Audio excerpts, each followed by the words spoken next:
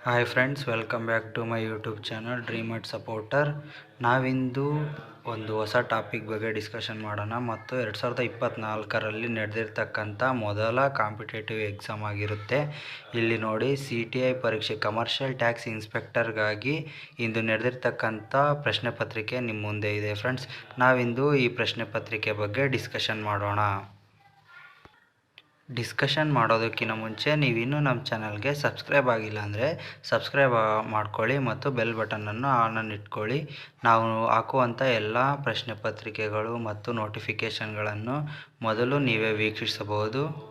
ನೋಡಿ friends, start ಮಾಡೋಣ. ನೋಡಿ ಫ್ರೆಂಡ್ಸ್, ಮೊದಲನೇ ಪ್ರಶ್ನೆ ಈ ರೀತಿಯಾಗಿದೆ.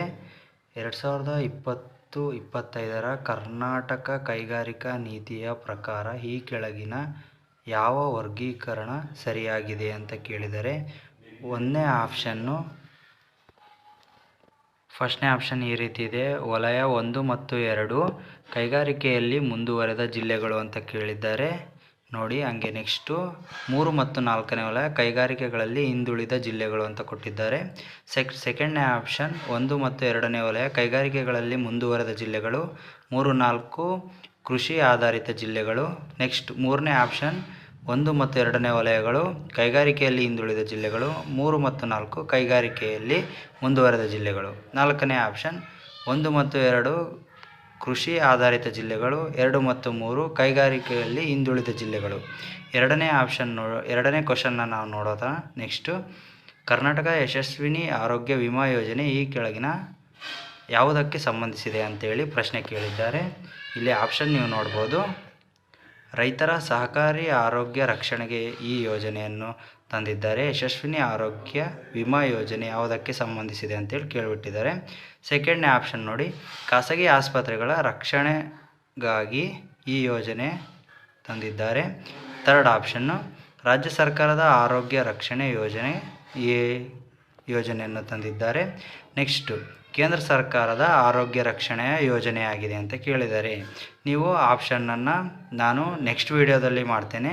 ಇದರಲ್ಲಿ ಎಲ್ಲ ಕ್ವಶನ್ ಪೇಪರ್ನ ನಾವು ಒಂದು ಸರಿ ನೋಡ್ಕೋತಾ ಹೋಗೋಣ. ಯಾಕಂದರೆ ಆಪ್ಷನ್ ನಾವು ಹಾಕಿರೋದು ಒಂದು ರೀತಿ ಸರಿ ಆಗ್ಬೋದು, ತಪ್ಪಾಗ್ಬೋದು. ಅದಕ್ಕೆ ನೆಕ್ಸ್ಟ್ ಟೈಮ್ ನಾನು ವಿಡಿಯೋ ಮಾಡಿ ಎಲ್ಲದಕ್ಕೂ ಆನ್ಸರ್ ಹಾಕ್ತೇನೆ ಫ್ರೆಂಡ್ಸ್. ನೆಕ್ಸ್ಟ್ ಥರ್ಡ್ ಕ್ವಶನ್ ಇಲ್ಲಿ ನೋಡಿಬಿಡಿ.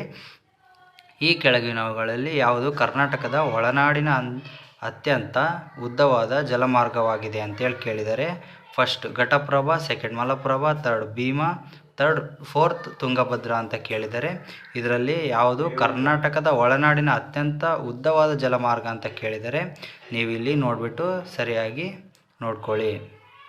ಕರ್ನಾಟಕದ 4ನೇ ಪ್ರಶ್ನೆಗೆ ಹೋಗೋಣ. ಕರ್ನಾಟಕದ ರಾಸಾಯನಿಕ ಮತ್ತು ಪೆಟ್ರೋಕೆಮಿಕಲ್ ಕೈಗಾರಿಕೆ ಹಬ್ ಎಲ್ಲಿದೆ ಅಂತೇಳಿ ಕೇಳಿದ್ದಾರೆ. 1ನೇ option Karwar, second Bengaluru, third Mangaluru, fourth Belagavi ಅಂತೇಳಿ ಕೊಟ್ಟಿದ್ದಾರೆ. ಓಕೆ ಫ್ರೆಂಡ್ಸ್, ನೆಕ್ಸ್ಟ್ ಕ್ವಶನ್ಗೆ ಹೋಗ್ಬಿಡೋಣ. ಇಲ್ಲಿ ನೋಡಿ, 5ನೇ ಪ್ರಶ್ನೆ ಹೀಗಿದೆ. ನ್ಯಾಯಾಂಗ ವಿಮರ್ಶೆಗೆ ಸಂಬಂಧಿಸಿದಂತೆ ಈ ಕೆಳಗಿನ ಯಾವ ಹೇಳಿಕೆ ಸರಿಯಾಗಿದೆ ಅಂತೇಳಿ ಕೊಟ್ಟಿದ್ದಾರೆ. ಇದು ನಿಮ್ಮ ಕಾನ್ಸ್ಟಿಟ್ಯೂಷನ್ ಪ್ರಶ್ನೆ ಆಗಿದೆ. ಇಲ್ಲಿ ನೋಡಿ, ಸಂವಿಧಾನಿಕ ವಿಷಯಗಳಲ್ಲಿ ಸಂಬಂಧಿಸಿದಂತೆ ರಾಷ್ಟ್ರಪತಿಯವರಿಗೆ ಸಲಹೆ ನೀಡುವ ನ್ಯಾಯಾಂಗದ ಅಧಿಕಾರ ಅಂತ ಕೊಟ್ಟಿದ್ದಾರೆ. ಸೆಕೆಂಡ್ ಬಿ ಆಪ್ಷನ್ನು, ಶಾಸಕಾಂಗವು ಅಂಗೀಕರಿಸಿದ ಕಾನೂನಿನ ಸಂವಿಧಾನಿಕತೆಯನ್ನು ಘೋಷಿಸುವ ನ್ಯಾಯಾಂಗದ ಅಧಿಕಾರ ಅಂತ ಹೇಳ್ಕೊಟ್ಟಿದ್ದಾರೆ. ಥರ್ಡು, ನ್ಯಾಯಾಂಗವು ತಮ್ಮ ತೀರ್ಪುಗಳನ್ನು ಮರುಪರಿಶೀಲಿಸುವಂತೆ ಸೂಚಿಸುವ ಸಂಸತ್ತು ಅಧಿಕಾರ ಇದೆ ಅಂತ ಹೇಳ್ಕೊಟ್ಟಿದ್ದಾರೆ.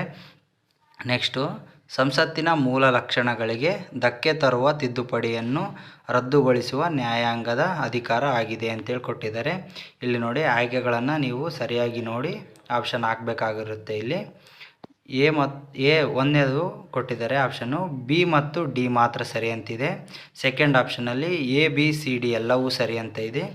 ಮತ್ತು ಸಿಯಲ್ಲಿ CD ಮಾತ್ರ ಸರಿ, ಮತ್ತು 4 A ಮತ್ತು D ಮಾತ್ರ ಸರಿ ಅಂತೇಳಿ ಕೊಟ್ಟಿದ್ದಾರೆ.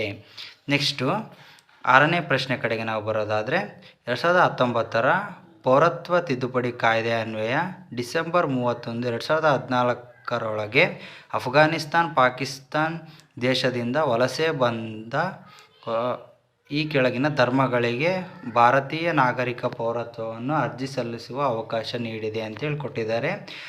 ನೀವಿಲ್ಲಿ ನೋಡಬೇಕಾಗುತ್ತೆ. ಯಾಕೆ ಅಂದರೆ 2014ಕ್ಕಿಂತ ಮುಂಚೆ ನಮ್ಮ ಬೇರೆ ದೇಶದಲ್ಲಿ ಅಂದರೆ ಅಫ್ಘಾನಿಸ್ತಾನ್, ಬಾಂಗ್ಲಾದೇಶ್ ಮತ್ತು ಪಾಕಿಸ್ತಾನಗಳಲ್ಲಿ ಯಾರ್ಯಾರು ಹಿಂದುಳಿದ ವರ್ಗಗಳು ಅಂದರೆ 7 ಧರ್ಮಗಳು ಬರ್ತವೆ. ಇಲ್ಲಿ ಹಿಂದೂ ಮತ್ತು ಸಿಖ್ಖರು ಅಂತ ಕೊಟ್ಟಿದ್ದಾರೆ ಎ ಆಪ್ಷನ್ನು. ಬಿ ಆಪ್ಷನ್ ಬೌದ್ಧ ಮತ್ತು ಜೈನರು. ಸಿ ಪಾರ್ಸಿ ಮತ್ತು ಕ್ರೈಸ್ತರು. ಡಿ ಮುಸ್ಲಿಮರು ಅಂತೇಳಿ ಕೊಟ್ಟಿದ್ದಾರೆ. ಇಲ್ಲಿ ನಮಗೆ ಕ್ವಶನನ್ನು ನಾವು ಸರಿಯಾಗಿ ನೋಡ್ಕೊಂಬಿಟ್ಟು ಆಪ್ಷನ್ ಹಾಕಬೇಕಾಗುತ್ತೆ. ಇಲ್ಲಿ ನಮ್ಮ ದೇಶದಲ್ಲಿ ಮುಸ್ಲಿಮ್ಸರನ್ನು ಬಿಟ್ಟು 2014ಕ್ಕಿಂತ ಮುಂಚೆ ಯಾವುದೇ ಹಿಂದುಳಿದ ವರ್ಗ ಇಲ್ಲಿ ಯಾವುದೇ ಧರ್ಮದವರು ಬಂದು ನೋಡ್ಕೋಬೇಕಾಗುತ್ತೆ. ಇಲ್ಲಿ ಆಪ್ಷನ್ನು ಡಿ ಬಿಟ್ಟು A B C D correct ಆಗಿರುತ್ತೆ. ನಮಗೆ 4ನೇ ಆಪ್ಷನ್ ಇದೆ ನೋಡಿ, ಎ ಬಿ ಸಿ ಮತ್ತು ಕರೆಕ್ಟ್ ಆಗಿದೆ ಅಂತ, ಅದನ್ನು ನಾವು ಆಪ್ಷನ್ ಚೂಸ್ ಮಾಡಬೇಕಾಗುತ್ತೆ. ನೆಕ್ಸ್ಟ್ 7ನೇ ಕ್ವಶನ್ ಕಡೆಗೆ ಬರೋದಾದರೆ ಫ್ರೆಂಡ್ಸ್, ಭಾರತದ ಸರ್ವೋಚ್ಚ ನ್ಯಾಯಾಲಯದ ವ್ಯಾಖ್ಯಾನಾನ್ವಯ ಈ ಕೆಳಕಂಡ ಹಕ್ಕುಗಳನ್ನು ಸಂವಿಧಾನದ 21ನೇ ಅನುಚ್ಛೇದ ಅನ್ವಯ ಪಟ್ಟಿ ಮಾಡಲಾಗಿದೆ ಅಂತೇಳಿ ಕೊಟ್ಟಿದ್ದಾರೆ. ಎ ಆಪ್ಷನ್ ನೋಡೋದಾದರೆ ಖಾಸಗಿತನದ ಹಕ್ಕು. ಬಿ ಘನತೆಯನ್ನು ಕಾಪಾಡುವ ಹಕ್ಕು. ಸಿ ಮಾಹಿತಿಯ ಹಕ್ಕು. ಡಿ ರಕ್ಷಣೆಯ ಹಕ್ಕು. ಇ ವೈದ್ಯರ ನೆರವು ಪಡೆಯುವ ಹಕ್ಕು. ನೋಡಿ, ಕ್ವಶನ್ ಇನ್ನೂ ಮುಗ್ದಿಲ್ಲ. ಈ ಕೆಳಗೆ ನೀಡಿರುವ ಕೋಡ್ ಆಧರಿಸಿ ಸರಿಯಾದ ಉತ್ತರವನ್ನು ಆಯ್ಕೆ ಮಾಡಿ ಅಂತೇಳಿ ಕೊಟ್ಟಿದ್ದಾರೆ. ಫಸ್ಟ್ನೇ ಆಪ್ಷನ್ ನೋಡಿ, ಎ ಬಿ ಮತ್ತು ಸಿ ಕರೆಕ್ಟ್ ಅಂತ ಕೊಟ್ಟಿದ್ದಾರೆ. ಸೆಕೆಂಡ್ ಸಿ ಡಿ ಮತ್ತು ಇ ಅಂತ ಕೊಟ್ಟಿದ್ದಾರೆ. ಥರ್ಡ್ ಎ ಬಿ ಸಿ ಮತ್ತು ಇ ಅಂತ ಕೊಟ್ಟಿದ್ದಾರೆ. 4ನೇ ಆಪ್ಷನ್ ಬಿ ಸಿ ಡಿ ಮತ್ತು ಇ ಅಂತೇಳಿ ಕೊಟ್ಟಿದ್ದಾರೆ. ಇಲ್ಲಿ ನೋಡಿ, ಇದನ್ನು ಸರಿಯಾಗಿ ಆಯ್ಕೆ ಮತ್ತು ಆಯ್ಕೊಳ್ಳಿ. ನೆಕ್ಸ್ಟ್ ಪ್ರಶ್ನೆಗೆ ಹೋಗೋಣ. 8ನೇ ಪ್ರಶ್ನೆ, ಭಾರತದ ಸಂವಿಧಾನದ ತಿದ್ದುಪಡಿಗೆ ಸಂಬಂಧಿಸಿದಂತೆ ಈ ಕೆಳಕಂಡ ಯಾವ ಹೇಳಿಕೆ ಸರಿಯಾಗಿದೆ ಅಂತೇಳಿ ಕೊಟ್ಟಿದ್ದಾರೆ. ಇದು ಕೂಡ ಕಾನ್ಸ್ಟಿಟ್ಯೂಷನ್ ಪ್ರಶ್ನೆ ಆಗಿದೆ. ಇದಕ್ಕೂ ನೀವು ಸರಿಯಾದದನ್ನು ಆಯ್ಕೆ ಮಾಡಿ. ನೋಡಿ, ಪ್ರಶ್ನೆ ಹೀಗಿದೆ. ಆಪ್ಷನ್ ಮಸೂದೆಯನ್ನು ಸಂಸತ್ತಿನ 2 ಸದನದಲ್ಲಿ ಎಲ್ಲರೂ ಮಂಡಿಸಬಹುದು ಅಂತ ಕೊಟ್ಟಿದ್ದಾರೆ. 2 ಸದನದ ನಡುವೆ ಬಿಕ್ಕಟ್ಟನ್ನು ಪರಿಹರಿಸಲು ಜಂಟಿ ಸದನ ನಡೆಸುವಂತಿಲ್ಲ ಅಂತೇಳಿ ಕೊಟ್ಟಿದ್ದಾರೆ. ಸಿ ತಿದ್ದುಪಡಿ ಮಸೂದೆಗೆ ರಾಷ್ಟ್ರಪತಿಯವರು ಅಂಕಿತ ನೀಡತಕ್ಕದ್ದಾಗಿರುತ್ತದೆ ಅಂತೇಳಿ ಕೊಟ್ಟಿದ್ದಾರೆ. ಫೋರ್ತ್ ಆಪ್ಷನ್ ಡಿ ನೋಡಿ, ಸಂವಿಧಾನದ ಯಾವುದೇ ಭಾಗದ ತಿದ್ದುಪಡಿಗೂ ರಾಜ್ಯ ಶಾಸಕಾಂಗದ ಒಪ್ಪಿಗೆ ಅಗತ್ಯ ಅಂತೇಳಿ ಕಟ್ಟಿದ್ದಾರೆ. ನೋಡ್ರಿ, ಇನ್ನೂ ಪ್ರಶ್ನೆ ಮುಗ್ದಿಲ್ಲ. ಈ ಕೆಳಗೆ ನೀಡಿರುವ ಕೋಡ್ ಆಧರಿಸಿ ಸರಿಯಾದ ಆಯ್ಕೆಯನ್ನು ಆಯ್ಕೆ ಮಾಡಿ ಅಂತೇಳಿ ಕೊಟ್ಟಿದ್ದಾರೆ. ಫಸ್ಟ್ನೇದು ಎ ಬಿ ಮತ್ತು ಸಿ ಕರೆಕ್ಟ್ ಅಂತ ಕೊಟ್ಟಿದ್ದಾರೆ.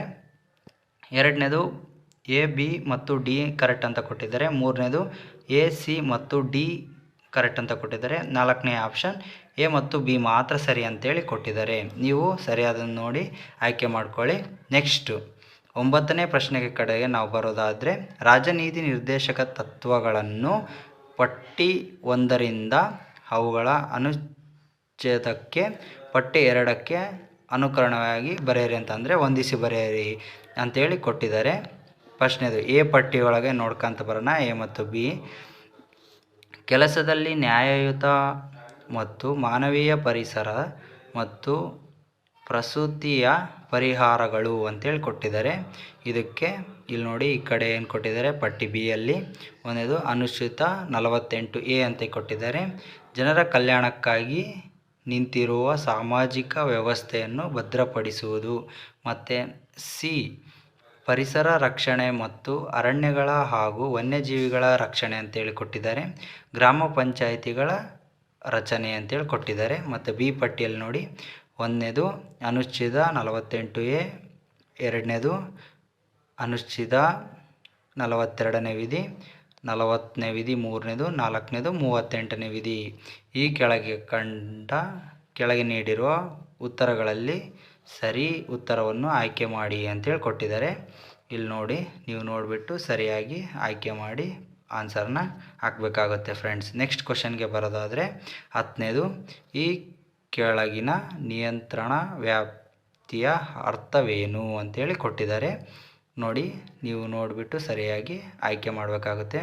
ಹುದ್ದೆಯ ಅಧಿಕಾರಾವಧಿ ಅಂತೇಳಿ ಕೊಟ್ಟಿದ್ದಾರೆ. ನೆಕ್ಸ್ಟು ಭೌಗೋಳಿಕ ಅಧಿಕಾರ ವ್ಯಾಪ್ತಿ ಅಂತೇಳಿ ಕೊಟ್ಟಿದ್ದಾರೆ. ನಿಯಂತ್ರಿಸಲ್ಪಡುವ ಜನಸಂಖ್ಯೆ ಅಂತೇಳಿ ಕೊಟ್ಟಿದ್ದಾರೆ.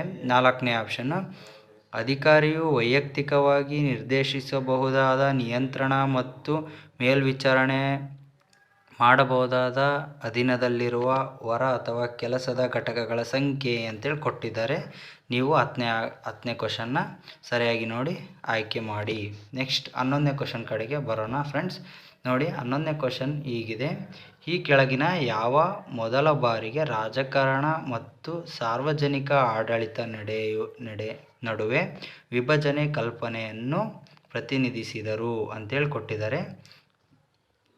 ಫಸ್ಟ್ನೇ ಆಪ್ಷನ್ ಅರಿಸ್ಟಾಟಲ್, ಸೆಕೆಂಡ್ನೇದು ಮಿಲ್ಸ್ ಅಂತೇಳಿ ಕೊಟ್ಟಿದ್ದಾರೆ, ವಿಲ್ಸನ್. ಥರ್ಡ್ ಕಾರ್ಲ್ ಮ್ಯಾಕ್ಸ್ ಅಂತೇಳಿ ಕೊಟ್ಟಿದ್ದಾರೆ. ನೆಕ್ಸ್ಟ್ ಯಾವ್ದು ಕೊಟ್ಟು ನೋಡಿ 4ನೇದು ಮೈಕೆವೇಲಿ ಅಂತೇಳಿ ಕೊಟ್ಟಿದ್ದಾರೆ. ನೋಡಿ 11ನೇ ಕ್ವಶನ್ ಹೀಗಿದೆ. ಇದಕ್ಕೆ ಸರಿಯಾದ ಉತ್ತರವನ್ನು ನೀವು ಆಯ್ಕೆ ಮಾಡ್ಕೋಬೇಕಾಗುತ್ತೆ. ನೆಕ್ಸ್ಟ್ 12ನೇ ಕ್ವಶನ್ ಕಡೆಗೆ ಬರೋದಾದರೆ, ಸರ್ವೋಚ್ಚ ನ್ಯಾಯಾಲಯದ ಆದೇಶದಂತೆ ಹಿಂದುಳಿದ ವರ್ಗದ ಆರ್ಥಿಕ ಮಟ್ಟ ನಿರ್ಧರಿಸಲು ಈ ಕೆಳಗಿನ ಯಾವ ಸಮಿತಿಯನ್ನು ಭಾರತ ಸರ್ಕಾರ ನೇಮಕ ಮಾಡಿತು ಅಂತೇಳಿ ಕೇಳಿದ್ದಾರೆ. ಇದು ಕೂಡ IC ಕ್ವಶನ್. ಫಸ್ಟ್ನೇದು ರಾಮಾನಂದ ಸಮಿತಿ ಅಂತೇಳಿ ಕೊಟ್ಟಿದ್ದಾರೆ. ಸೆಕೆಂಡ್ನೇದು BP ಮಂಡೇಲಾ ಕಮಿಷನ್ ಅಂತೇಳಿ ಕೊಟ್ಟಿದ್ದಾರೆ. ಕಮಿಷನ್ ಅಂದರೆ ಸಮಿತಿನೇ ಬರುತ್ತೆ, ಓಕೆನಾ. ಮೂರನೇದು ಕಾಕಾ ಕಲ್ಲೇಕರ್ ಕಮಿಷನ್ ಅಂತೇಳಿ ಕೊಟ್ಟಿದ್ದಾರೆ. 4ನೇದು ಸರ್ದಾರ್ ಸ್ವರ್ಣ ಸಿಂಗ್ ಕಮಿಷನ್ ಅಂತೇಳಿ ಕೊಟ್ಟಿದ್ದಾರೆ. ನೋಡಿ ಫ್ರೆಂಡ್ಸ್, 12ನೇ ಕ್ವಶನ್ ಕೂಡ IC. ಇಲ್ಲಿ IC ಮೇಲೆ ಅತಿ ಹೆಚ್ಚು ಪ್ರಶ್ನೆಗಳನ್ನು ಕೇಳ್ತಿದ್ದಾರೆ. IC ಕ್ವಶನನ್ನು ನೀವು ಜಾಸ್ತಿ ಓದಬೇಕಾಗುತ್ತೆ ಫ್ರೆಂಡ್ಸ್. IC ಸಬ್ಜೆಕ್ಟು ಮತ್ತು ಎಲ್ಲ ಮತ್ತು ಜಿಯೋಗ್ರಫಿ ಸಬ್ಜೆಕ್ಟ್ನ ನೀವು ಜಾಸ್ತಿ ಓದಬೇಕಾಗುತ್ತೆ. ನೆಕ್ಸ್ಟ್ ನೋಡಿ, ಇಲ್ಲಿ 13ನೇ ಕ್ವಶನ್ ಕೂಡ ಸಂವಿಧಾನದ ಪ್ರಕಾರವೇ ಸಂವಿಧಾನದ ಕ್ವಶನ್ನೇ ಕೇಳಿದ್ದಾರೆ. ಭಾರತದ ಸಂವಿಧಾನದ 19ನೇ ವಿಧಿಯ ಪ್ರಕಾರ ಸ್ವತಂತ್ರ ಹಕ್ಕು ಈ ಕೆಳಗಿನ ಯಾವ ಚಟುವಟಿಕೆ ವಿರುದ್ಧ ಮಾತ್ರ ನೀಡಲಾಗಿದೆ ಅಂತೇಳಿ ಕೊಟ್ಟಿದ್ದಾರೆ. ರಾಜ್ಯದ ಚಟುವಟಿಕೆ. ಎರಡನೇದು ರಾಜ್ಯ ಮತ್ತು ಖಾಸಗಿ ವ್ಯಕ್ತಿಗಳ ಚಟುವಟಿಕೆ. 3ನೇ ಆಪ್ಷನ್ನು ರಾಜ್ಯ ಮತ್ತು ಖಾಸಗಿ ಸಂಸ್ಥೆಯ ಚಟುವಟಿಕೆ. 4ನೇ ಆಪ್ಷನ್ ವೈಯಕ್ತಿಕ ಚಟುವಟಿಕೆ ಅಂತೇಳಿ ಕೊಟ್ಟಿದ್ದಾರೆ. ನೀವು ನೋಡಿಬಿಟ್ಟು ಸರಿಯಾದದನ್ನು ಆಯ್ಕೆ ಮಾಡಿ ಹಾಕಬೇಕಾಗುತ್ತೆ ಫ್ರೆಂಡ್ಸ್. 14ನೇ ಕ್ವಶನ್ಗೆ ಬರೋಣ.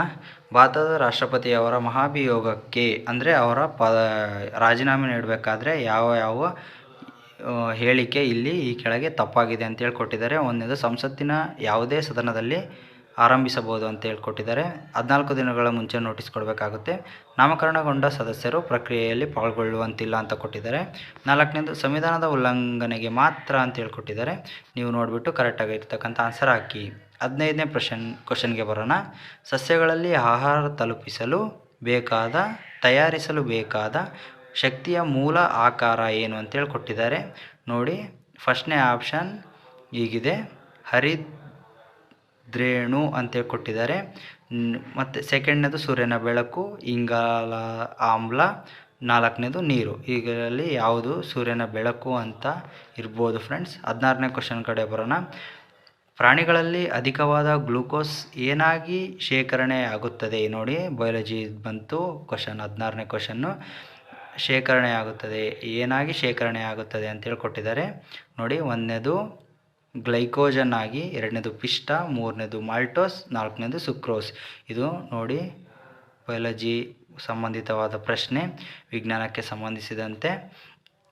ನೆಕ್ಸ್ಟ್ 17ನೇ ಕ್ವಶನ್ ಕಡೆಗೆ ಬರೋದಾದರೆ, ವಿಕಿರಣ ವ್ಯಯ ಅನುಸರಿಸುವುದು ಅಂತೇಳಿ ಕೊಟ್ಟಿದ್ದಾರೆ. ಇಲ್ಲಿ 1ನೇದು 2ನೇ ಶ್ರೇಣಿಯಾಂಕ ಚಲನಶಾಸ್ತ್ರ, 3ನೇದು ಮೊದಲ ಶ್ರೇಯಾಂಕದ ಚಲನಶಾಸ್ತ್ರ, 4 ಮೇಲಿನ ಎಲ್ಲವೂ ಯಾವುದೂ ಅಲ್ಲ ಅಂತೇಳಿ ಕೊಟ್ಟಿದ್ದಾರೆ. ನೀವು ನೋಡಿ ಸರಿಯಾದಂಥ ಆಪ್ಷನನ್ನು ಹಾಕಬೇಕಾಗುತ್ತೆ ಫ್ರೆಂಡ್ಸ್. ನೆಕ್ಸ್ಟ್ ನಾವು 18ನೇ ಕ್ವಶನ್ ಕಡೆಗೆ ಬರೋದಾದರೆ, ನೈಲೋನ್ ಎನ್ನುವುದು ಡ್ಯಾಶ್ನ ಪಾಲಿಅಮೈಡ್ ಆಗಿದೆ ಅಂತೇಳಿ ಕೊಟ್ಟಿದ್ದಾರೆ. ಫಸ್ಟ್ನೇ ಆಪ್ಷನ್ ನೋಡಿ, ವಿನೈಲ್ ಕ್ಲೋರೈಡ್ ಮತ್ತು ಫಾರ್ಮಾಲ್ಡಿಹೈಡ್ ಅಂತ ಕೊಟ್ಟಿದ್ದಾರೆ. ಸೆಕೆಂಡ್ನೇದು ಅಡಿಪಿಕ್ ಆಮ್ಲ ಮತ್ತು ಮೀಥೇನ್ ಅಮೈನ್ ಅಂತ ಕೊಟ್ಟಿದ್ದಾರೆ. 3ನೇದು ಅಡಿಪಿಕ್ ಆಮ್ಲ ಮತ್ತು ಹೆಕ್ಸಾಮಿಥೆನೈಲ್ ಡೈಮನ್ ಅಂತ ಕೊಟ್ಟಿದ್ದಾರೆ. 4ನೇದು ಫಾರ್ಮಾಲ್ಡಿಹೈಡ್ ಮತ್ತು ಮತ್ತು ಮೆಲಾಮೈನ್ ಅಂತ ಕೊಟ್ಟಿದ್ದಾರೆ. ಓಕೆ ಫ್ರೆಂಡ್ಸ್, ಇಲ್ಲಿ ನೋಡಿ 19ನೇ ಪ್ರಶ್ನೆಯಿಂದ ನಾನು ಮ್ಯೂಟ್ ಮಾಡ್ತಿದ್ದೇನೆ. ನೀವು ಕ್ವಶನ್ ಅಷ್ಟೇ ನೋಡಿಕೊಂಡು ನೀವೇ ನೋಡ್ಕೊಳ್ಳಿ, ಸಮಯದ ಅಭಾವ ಇರೋದ್ರಿಂದ. ನೆಕ್ಸ್ಟ್ ಪ್ರಶ್ನೆನ ನೆಕ್ಸ್ಟ್ ಕ್ವಶನ್ನ ನಾನೇ ಎಲ್ಲದರನ್ನು ಕುರಿತು ಡಿಸ್ಕಷನ್ ಮಾಡೋಣ ಫ್ರೆಂಡ್ಸ್. ಓಕೆ, ನೋಡ್ಕೊಳ್ಳಿ.